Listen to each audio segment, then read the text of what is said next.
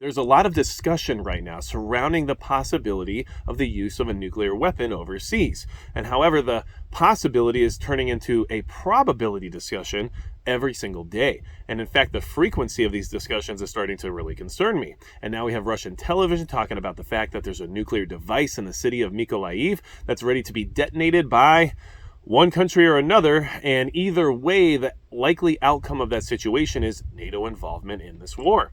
So what is it that we need to be concerned about here in the United States, especially with the idea that these nuclear weapons are likely to only be used over there, at least in the immediate?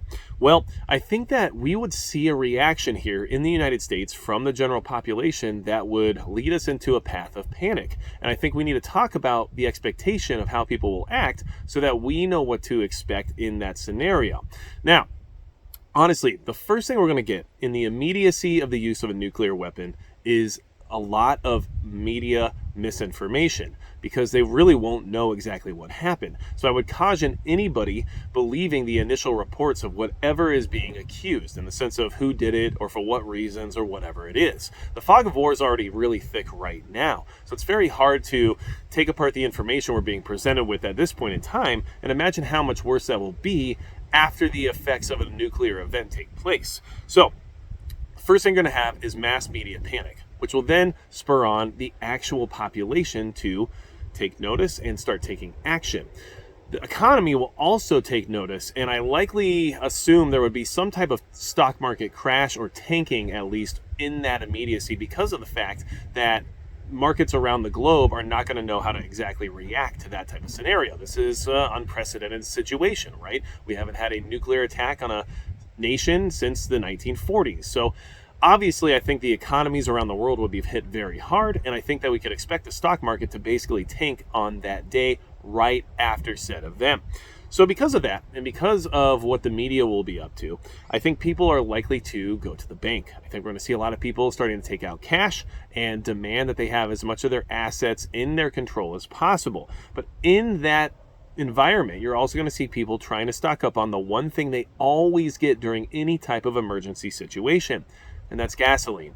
I think fuel is going to go out very, very quickly. Now, you might think it would make more sense for people to be looking for food or clean water or even CBRN protection of some kind or whatever it is. But at the end of the day, fuel is on the top of people's minds because it's difficult to store. You can never really have enough. And the worry is that they will be stuck wherever they are if they don't have access to it. So expect gas stations to be emptied out very, very quickly. And keep in mind, we're having this conversation because the probability of this event occurring is becoming more and more likely every single day. So we need to be ready to react to what the general population will do after an event like that occurs.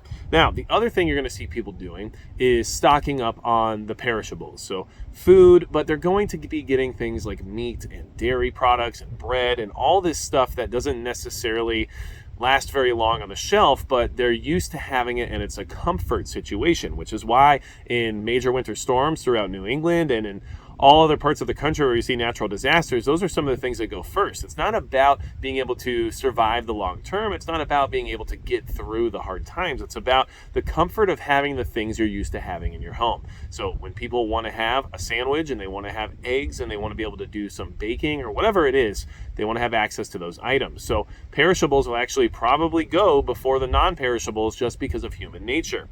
Now, if the panic turns into enough of a panic that people are out in droves and there are too many people to actually control in some of these environments, out in shopping centers or in grocery stores or big box stores or wherever you might see this panic ensuing, well, you have to assume there will be people who will take advantage of the chaos. And that's when the looting begins. And that's when you start seeing people take what it is they feel they need, because this is an emergency at this point in time. This is no longer a questionable situation that's overseas. As soon as a nuclear bomb goes off, the average person that doesn't critically think about these types of things on a regular basis is going to panic to the degree that means they are going to act out in a way that they feel is necessary for the survival of them and their family. And since many of these people have not planned ahead for any of these types of situations to ever occur, their gut instinct is to just hit the store and get what they need no matter what the cost. And sometimes it doesn't cost anything because they're going to take it and walk right out the door with it. And as I spill coffee all over myself, it's just a good reminder that this will be a messy situation. we have to understand that things will get dangerous and will get tight very quickly, and the government will then have to respond to this chaos and this panic. And the government will do what they can, but you have to understand the media is going to use this to their advantage. And I think the government will as well, because as we know, a crisis can't be let go into waste, right? But the other thing we have to keep in mind is that there seems to be a lot of push for NATO involvement in this conflict, or else there might not be as much involvement as there already is right now. So you have to understand that the government is probably anticipating getting involved at some point in time. And they're aware of what people will do or how they will act if this situation actually unfolds. So in order to keep things from getting any messier, they will already start to put things into place that will help control the masses. So you'll see curfews being put into place. You'll see some kind of travel restrictions. You'll see certain stores maybe be restricted in the sense of hours. And we might even see some of the strategies used during the lockdowns come back into place in the sense of essential and non-essential workers. And like what we're seeing in Eastern Europe right now and what you see during most major conflicts, you're going to have medical personnel called up to what would be considered possibly the front lines in the sense of civil unrest and everything else related to it, in order to deal with the fact that there will likely be casualties in one form or another due to just the panic that ensues in this country. So I'm not sitting here saying that I hope this is how things go. I'm sitting here thinking that this is probably what I would expect if we actually see a nuclear device go off in Ukraine right now. I don't think it has anything to do with the fact that it will be an immediate danger in the sense of a physical danger to us here in the United States, but I think people's minds will be racing. They'll be concerned about what the future will hold, and they're not going to wait to be the last in line to whatever reactionary actions people decide to take.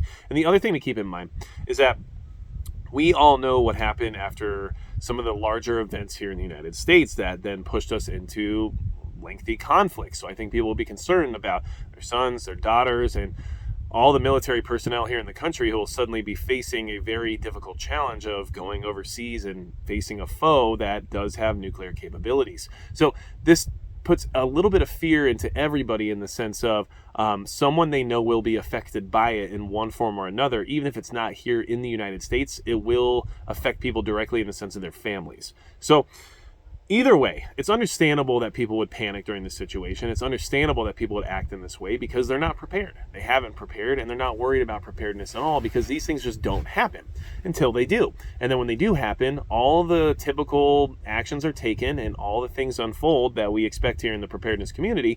But unfortunately, we don't always get a heads up as to when this could occur.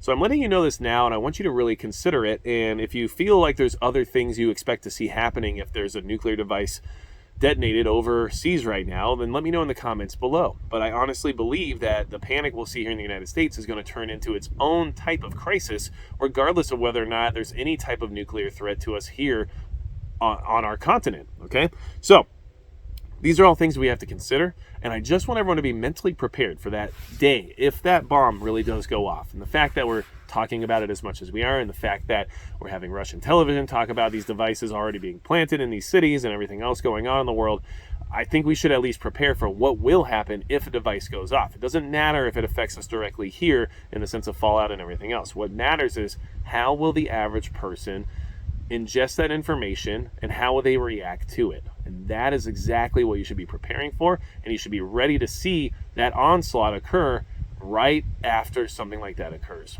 So, plus, how many times can I say occur, right? Either way, let me know your thoughts down below. I wanted to have this conversation because there's a good chance we might see this actually happen, and when that happens, I guarantee you people are going to lose their minds. And that's going to be it for Magic Prepper.